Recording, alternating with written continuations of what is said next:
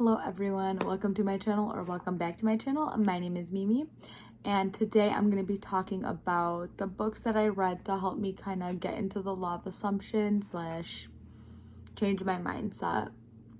So the books I'm going to be talking about are The Power of Your Subconscious Mind, Breaking the Habits of Being Yourself, The 4 Agreements, and The Mountain Is You.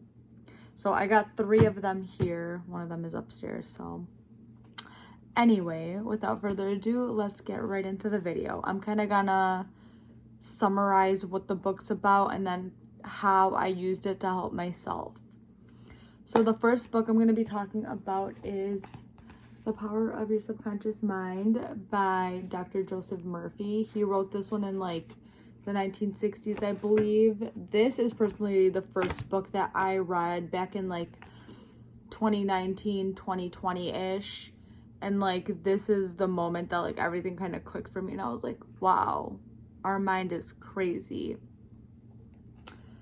So this is a very simplified version of how the law works. It's not like those very in-depth ones that talk about like kind of like the scientific stuff behind that. Some of these other books do, but this one's very like bread and butter, like straight to the point, just telling us pretty much that our thoughts create. Dr. Joseph Murphy talks a lot about the law of belief, which is pretty much like the law of assumption. He just says whatever you believe to be true is true, which is kind of the same concept. What you assume to be true is what is true. And he kind of just talks about how you got to keep your thoughts positive. Think of health, happiness, wealth, abundance, and that's what will be shown to you. If you think in terms of sickness, bad health, poor well-being, poor in general, that's what will be shown to you. He also talks a lot about placebos, the placebo effect, and how that's been used since like the 1900s. He would talk about certain doctors that would give their patients anesthetic. They would tell their patients they're giving them anesthetic and they won't feel anything during the surgery, but it would really just be like saline, which is like a saltwater solution, and like them believing it and the patients believing it would in turn have them have the surgery and not feel anything because they believed they were getting the anesthesia. They didn't feel the pain. Placebos are something that's also very interesting to me. I do want to film a video about that, so let me know in the comments if you guys would find that helpful, because I think placebos are so underrated and it's crazy. Like, honestly, you can make anything into a placebo. He also talks about telepathic healing, using your thoughts to heal other people. Obviously, we know we can heal ourselves, but he just like goes on about how certain people that don't believe in the law, or people that don't have that like capacity to be able to do it for themselves, he uses the word pray, but you can like pray, affirm for them, and then help heal them. He talks about a story of a younger son, I think, that his dad, I believe, is having some sort of surgery overseas, and he just like in his mind like gives thanks for like the surgery going smoothly, going well, his father healing properly and perfectly. And then he gets a phone call from him like a few days after telling him that like everything went completely fine and he's like doing better than ever. Another really good point he talks about, which I really love, like this honestly stuck with me so much. Like everything in the book is amazing, but this part just like really stuck with me. It was a story of a younger college girl getting ready to go back home for a winter vacation, I believe. She walks by this boutique. She sees like this beautiful purse. She like thinks to herself, oh, I can't afford that. But prior to that, she went to one of Dr. Joseph Murphy's teachings, and he said like never tell yourself you can't have something, because your mind will prevent you from having it, no matter what it is. Like if you tell yourself you can't have something, your mind will do everything in its power to prove you right. So she stopped herself and said, I will have that purse is mine, like pretty much just like affirming that she already has the purse. And fast forward a few days, she goes back home for her winter break, and she opens a present from, I believe, her boyfriend, and it's the exact purse that she wanted. So what can I tell you? So this book kind of got me into the law of assumption unknowingly. I discovered the law, or like got into it like a year or two after reading this book, but this was like a good primer for my mind of like knowing how powerful our mind really is, and just knowing that like our thoughts do create. It made me realize that what we habitually think on a daily basis is in turn what we see every single day. what we think of is what we're shown. It was kind of like a reality check, just because during that time and a little before, I was constantly kind of in like a victim mentality, just like a negative mindset. So reading this was kind of like a slap in the face, like, wow, I really have to change what I'm thinking about on a daily basis if I want to see something different and better in my life.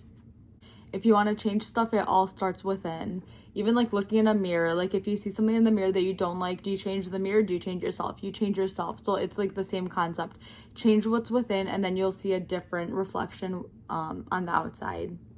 So the next book I'm going to talk about is Breaking the Habits of Being Yourself by Dr. Joe Dispenza. I love Joe Dispenza and all of his work. He has such amazing content. He's been in a ton of podcasts with a lot of people, Ed Milet, Jay Shetty, and just like anytime he speaks, he's just so eloquent with the way he words things and just like puts things in like such a like new perspective that it's like very eye-opening.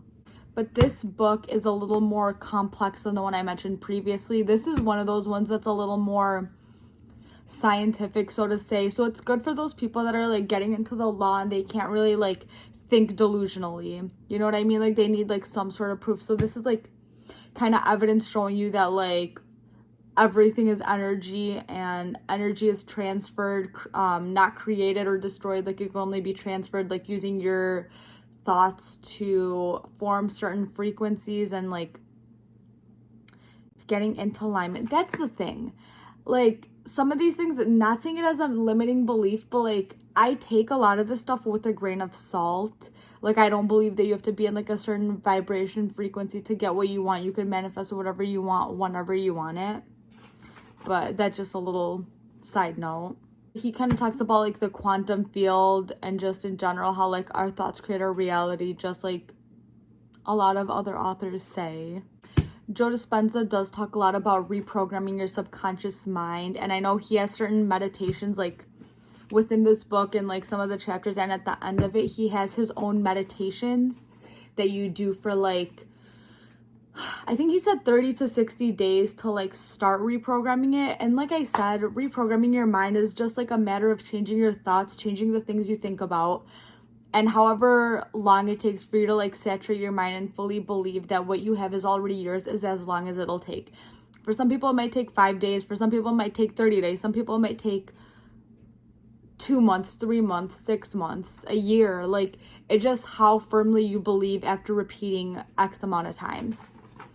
But going back to this book, he talks about his own healing.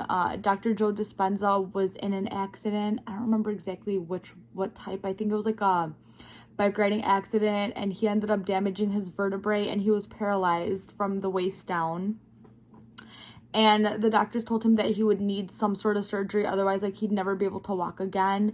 And he said, nope, I'm not going to do that. I'm going to heal it with my mind. So he talked about how he would do his daily meditations. He would visualize himself getting up, walking, and just like visualize scenes of like healing his body, his cells specifically healing his body.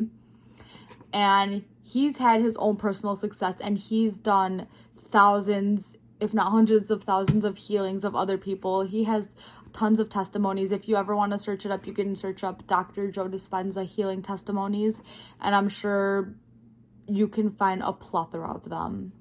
And again, this book just fully proved to me how powerful our mind is, just telling you that what you think is what you'll see in your reality. Like I said, this book is a little bit more complex than the other ones, but it's 100% worth the read.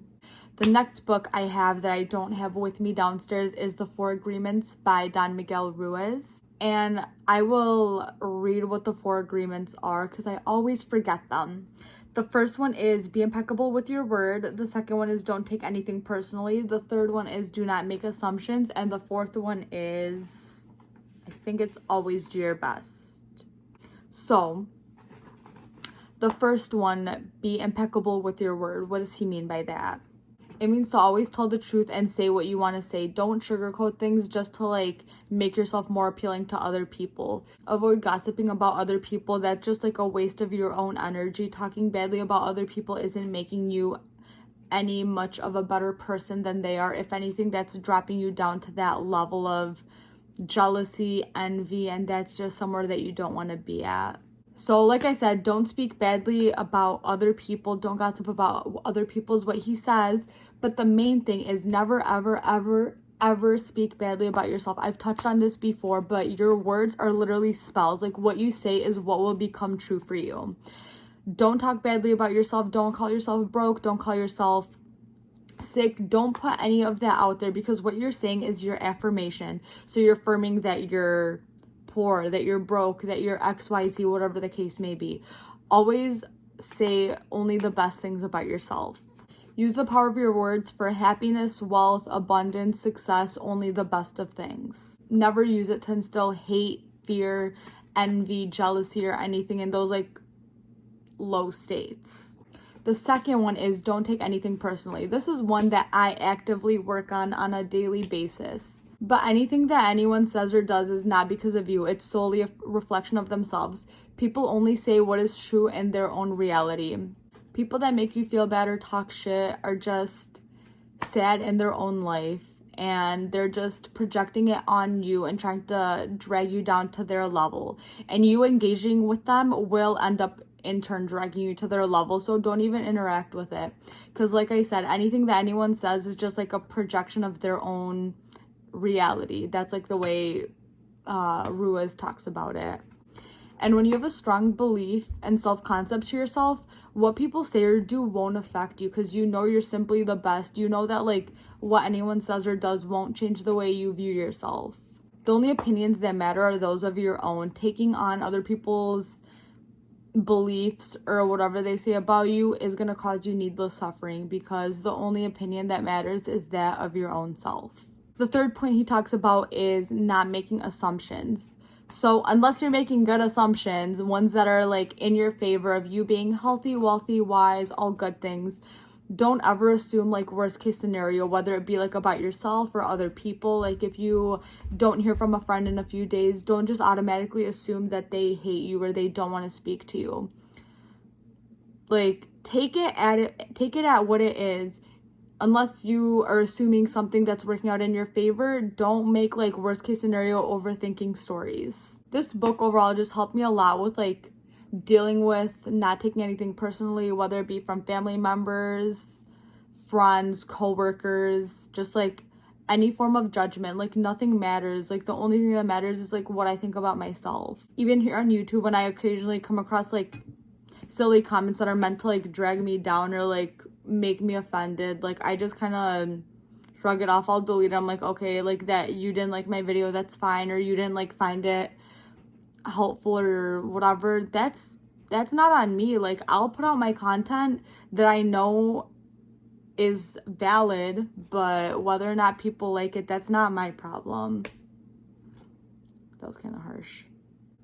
Just responding to anger is counterproductive, because what's that gonna do to you? So yeah, that book just really helped a lot with like dealing of judgment of other people, and just knowing that you being your best self is the only thing that matters. As long as you're secure in yourself, other people's opinions do not matter at all. And the last book I'm going to be talking about is The Mountain Is You by Brianna Wiest. But this book is kind of about how to overcome self-sabotage, identifying the self-sabotaging behaviors and getting rid of them. She pretty much talks about how if you want to become a different, better version of yourself, you cannot be continually using the same patterns you've used up until this point. In order to become a new person, you have to kill off the old identity of the person that you once were and do not align with. One of my favorite things that she says in the book is your new life is going to cost you your old one.